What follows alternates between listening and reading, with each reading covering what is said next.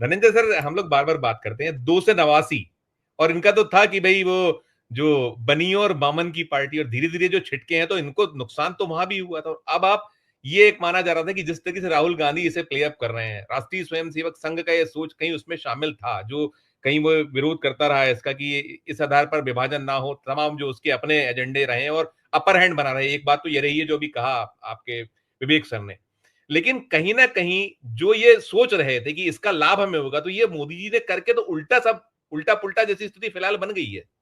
कहिएगा क्या आप, धनंजय सर? जी, देखिए, आरएसएस, बीजेपी, ये सब कोई बहुत चिंतन वाला सब्जेक्ट नहीं है। और जो नफरत पे खड़े होते हैं वो चिंतन वाले विषय नहीं होते। क्योंकि देखिए, झंडूलाल तिवारी यहाँ पे आए हुए हैं, बोल रहे हैं कि तुम लोगों को पत्रकार कौन बनाया, मैं उनको खोज रहा हूँ। भाई तिवारी जी, भगवान के बिना पत्ता नहीं हिलता, तो हम पत्रकार कैसे बने होंगे?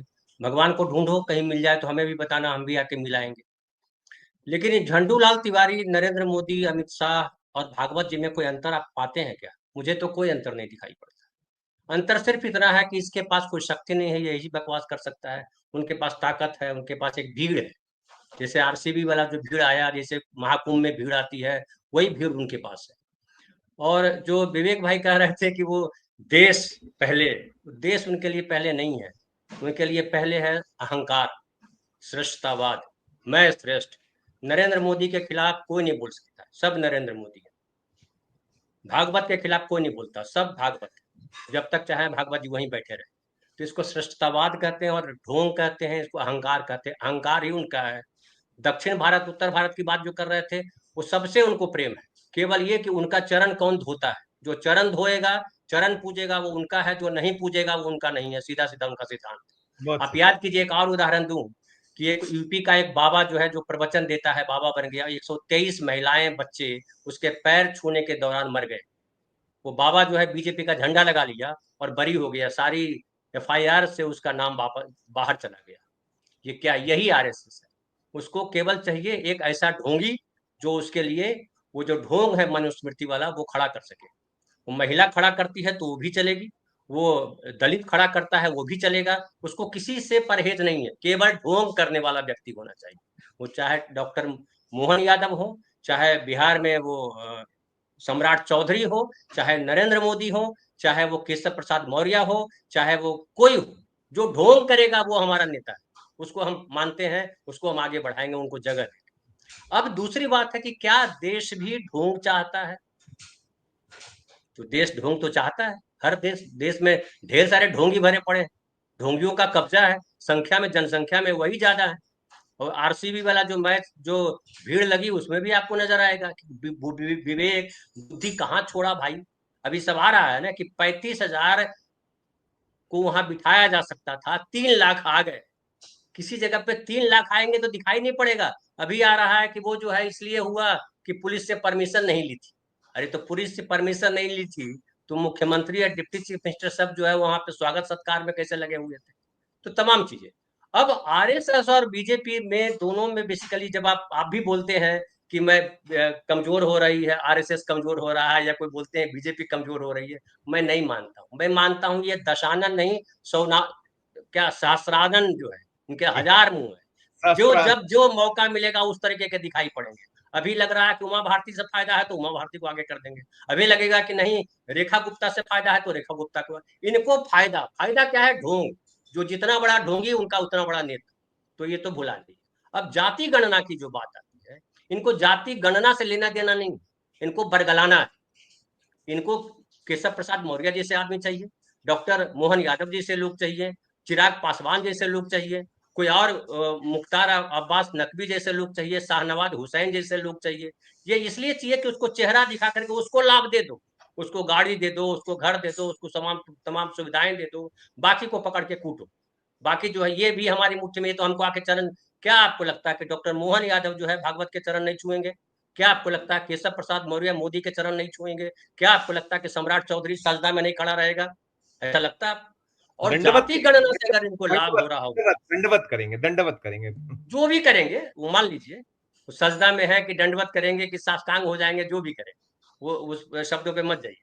अब बात आती है कि अगर जाति गणना से इनको मोहब्बत होती ना, तो नीतीश कुमार का बेड़ा गर्क नहीं करते, नीतीश कुमार का बेड़ा गर्क कर दिया। नीतीश कुमार ने जाति गणना कराई, वहां आरक्षण के प्रतिशत बढ़ा दिए। अगर आरक्षण के बढ़े हुए प्रतिशत मान्य हो जाते तो बताइए नीतीश कुमार का इतिहास में नाम आता कि नहीं आता? निश्चित। ये मैं मैं ये आपसे सवाल कर, मैंने फराज शकीब साहब के लिए रखा था कि वहां बिहार में पूछूंगा, आप करिए, आप जारी रखिए, आप जारी रखिए। कुछ नहीं, अरे नहीं करना है उनको, उनको टालना है जब तक टले। जैसे जमींदारी प्रथा का जब खात्मा हो रहा था तो जमींदार जो है वो सोच रहे थे किसी तरह जो है चीजें बच जाए, इधर नहीं उधर, गाय के नाम पे जमीन दे दी, भैंस के नाम पे जमीन दे दी, पड़ोसी के नाम पे जमीन कर दी और जमीनों को बचा लिया, इसको उसको जिसको तिसको सब दे करके बचा लिया। फिर वो राजनीति में वही जमींदार आ गए। आरएसएस बीजेपी कौन है? वो ज्यादातर वही लोग हैं, फंड देने वाले लोग, जो जमींदारी प्रथा से भागे हुए लोग थे, जो नियम कायदे कानून को नहीं मानने वाले।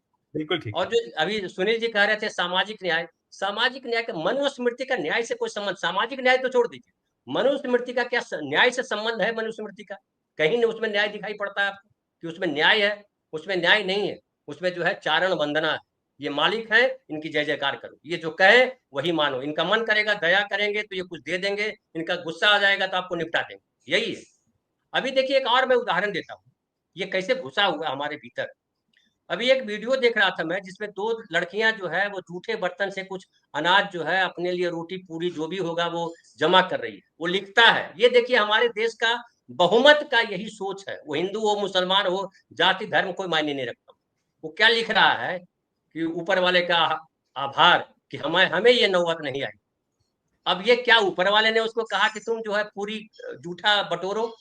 या ये न्याय की बात है, ये समाज की बात है, ये शोषक वर्ग और शोषित वर्ग, ये जो शोषक है जो कह रहे हैं मुझे कम से कम मुझे रोटी तो दी भगवान ने, तो ये भी शोषक है। इनको नहीं ये दिखाई पड़ रहा है कि इनके पास जो रोटी नहीं है वो हमने छीन ली है, या हमारे ऊपर जो बैठा है उसने छीन ली है।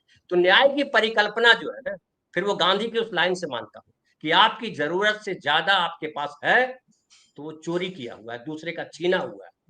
क्या हमारे देश में ऐसा कोई सोच आरएसएस के पास है?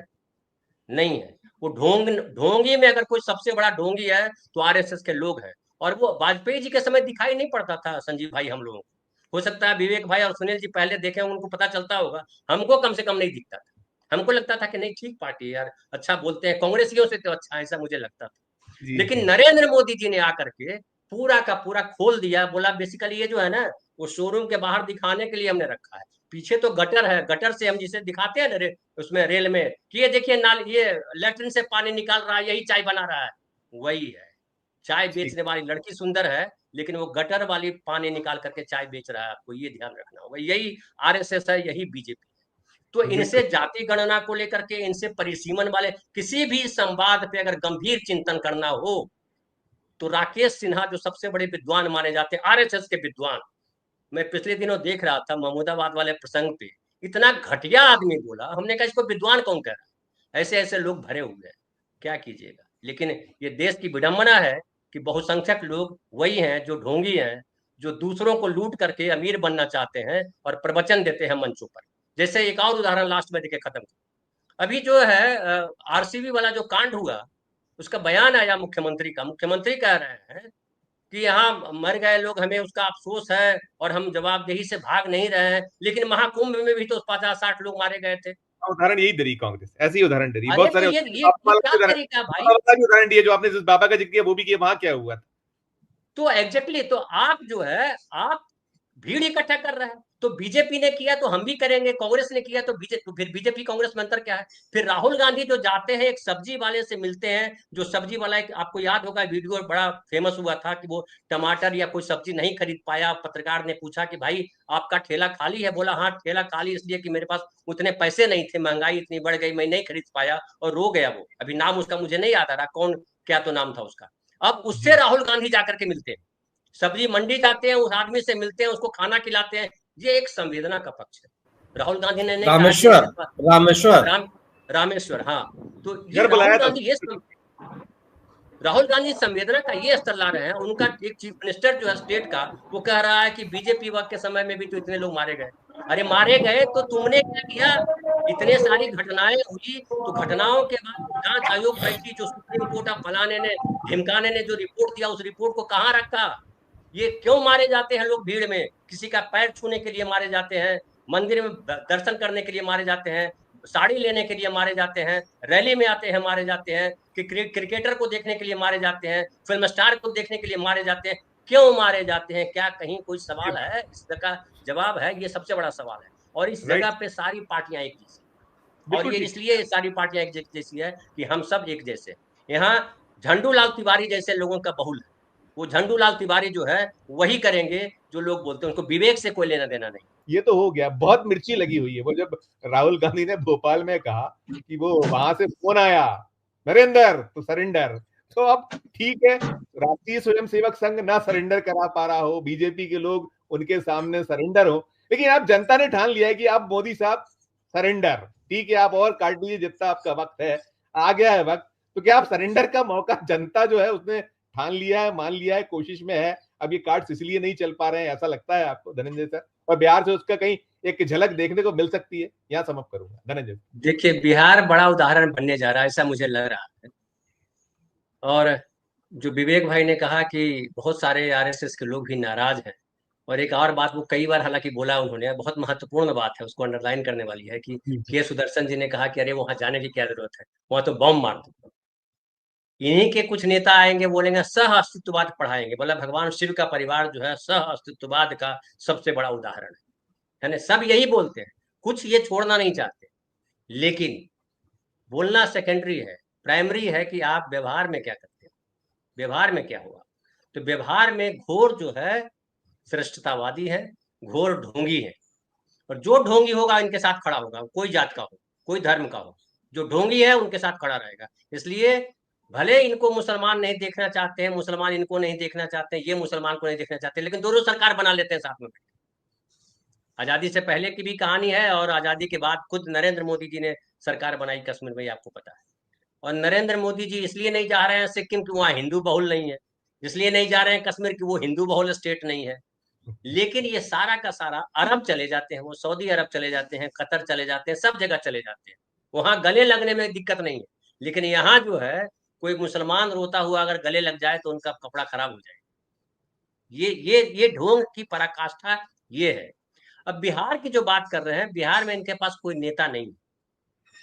हम लगातार कह रहे हैं कि बिहार में इनके पास कोई नेता नहीं। एक नेता इनके पास था जिनके कंधे पे चढ़ करके सत्ता का मजा ले रहे हैं पिछले 20 साल से, उसको लात मार मार के इन्होंने खुद ही खराब कर दिया। नीतीश कुमार का बेड़ा गर्क इन्होंने ही किया। 2020 का चुनाव याद कीजिए। और बिल्कुल। अब जो है इनके पास, इनको लग रहा है कि कैसे भी हमारा मुख्यमंत्री बने, और ये मुख्यमंत्री बनाने के क्रम में चिराग पासवान को अब बिहार भेज रहे हैं। ये जो है प्रशांत किशोर को इन्होंने खड़ा किया। लेकिन तमाम खड़ा करने के बाद भी बिहार में एक माहौल ये है कि नीतीश कुमार अगर कमजोर पड़े, नीतीश कुमार जिसके साथ खड़े रहे उसकी जीत हुई, 20 साल में हमने यही देखा। तो नीतीश कुमार कमजोर पड़े तो नुकसान उसी का है जो कमजोर किया है। और इनकी सरकार किसी कीमत पे नहीं बनने वाली, ये भी जान लीजिए। और सामाजिक न्याय वहां बहुत महत्वपूर्ण विषय है। 35 सालों में जातीय जागरण हुआ है। वो किस लेवल, जो कहते रहे जातिवाद है, लेकिन जाति गणना जातिवाद नहीं है, आरक्षण जातिवाद नहीं है। जाति का गर्व, जाति का अहंकार जातिवाद है। ठीक तो बात, बिहार में बहुत सही। इनके साथ केवल खड़े हैं सवर्णवादी लोग, और जो कुछ मूर्ख किस्म के लोग हैं जिनको कुछ समझ में नहीं आता, चूंकि उनको गद्दी मिल गई है, उनको 500 रुपया मिलता है, उनको 10,000 रुपया इलेक्शन के समय मिल जाएगा, वो उनके साथ खड़े न नेशन फर्स्ट वाले उनके साथ खड़े हैं, न बिहार, जो बिहार फर्स्ट का नारा देते रहते हैं चिराग पासवान, बिहारी फर्स्ट बोलने से खाली होता है। बिहार के लिए क्या किया जरा बताओ भाई, चिराग ठीक है, पासवान जी। बिल्कुल तो ये बिल्कुल बिल्कुल। तमाम चीजें हैं, ये जो आरक्षण वाला जो मुद्दा है, या जो जाति गणना वाला मुद्दा है, ये इनके गले का फांस है, गले का ठीक। फंदा है बिहार, ये जान लीजिए। ठीक।